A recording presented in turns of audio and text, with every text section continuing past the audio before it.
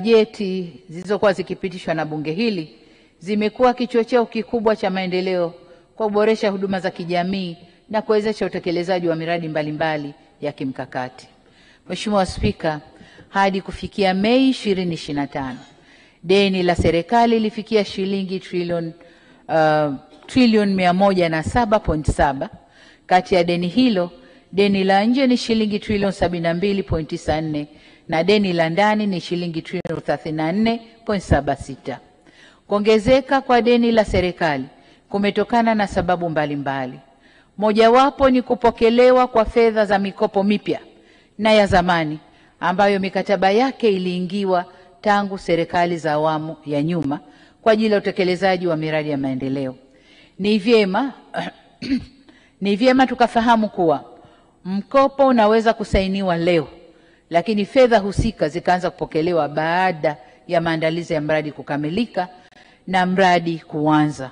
Hivyo ili liwe deni au mkopo huo uingie kwenye deni la serikali, ni lazima serikali iwe imepokea fedha hizo, huduma au vifaa tulivyokubaliana.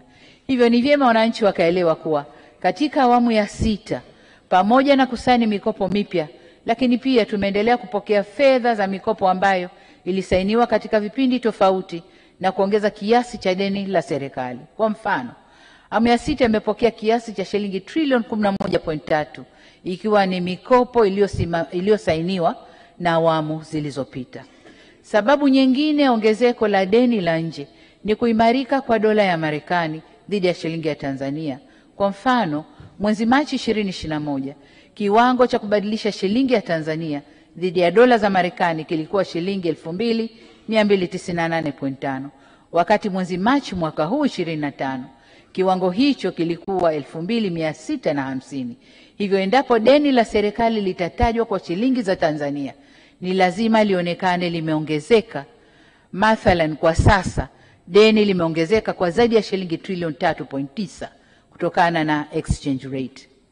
Hatua hii ya kushuka kwa thamani kwa shilingi dhidi ya dola ya Marekani isichukuliwe kama ni hatua hasi, bali ilikuwa ni hatua